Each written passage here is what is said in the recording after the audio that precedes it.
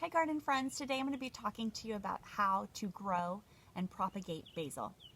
I'm really excited because we're actually going to be propagating two different ways. We're going to be planting seeds. I'm going to show you how to start some seeds in a milk jug greenhouse. But I'm also going to show you some cuttings that I took, because the interesting thing about basil is if you take a cutting and place the stem in water, it will actually grow roots. So let me show you what I'm talking about. I have two different types of basil here. I have a regular Genovese basil. These are cuttings that I took off of a plant that I got at the grocery store. And this is actually African blue basil, my favorite basil, not to eat, but actually to use in bouquets and to use the flowers for flavoring vinegar, and most importantly, the best basil to plant to bring in pollinators. The great thing too is that it's a beautiful flower that you don't have to deadhead. You can just let it grow and grow and grow, and it's so beautiful. So I got these cuttings from my friend Sarah's African blue basil plants at her house. She took 7 cuttings, and I brought them all home, and I put them in this little teacup, and I put them in some water. And if you stay right there, I'm going to show you the roots that are growing. So now today I'm going to be able to plant these little seedlings right here in my balcony garden. So remember, this is a balcony. It's on the top of my house, but it used to just be a metal walkway that we hardly used at all. So I put a whole bunch of these fabric bags on top of the metal, and now I have tons more growing space for our plants and vegetables.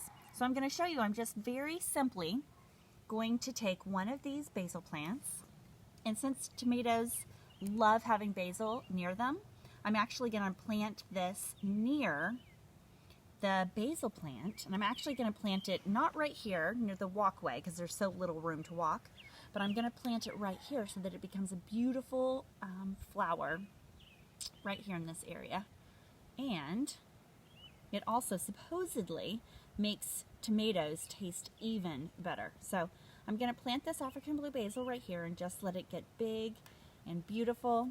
And then I'm going to be alternating every other pot with African blue basil, and every other pot is going to have a Genovese basil. So this is just a regular basil that's great for making pesto, but you can see all of the roots that are growing down the stem just because I placed them in water.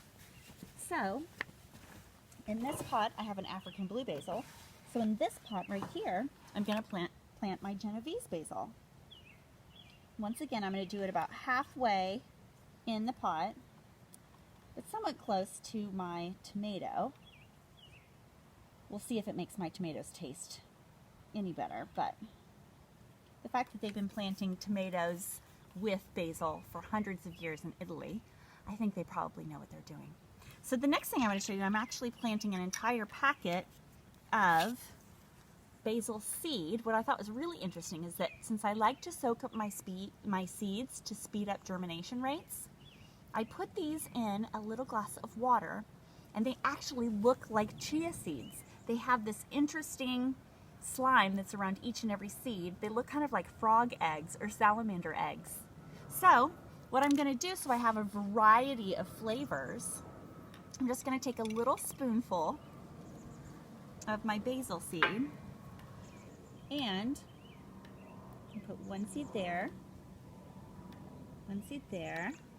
And I just want to have a variety of flavors because sometimes I want to have a basil that tastes like lemon.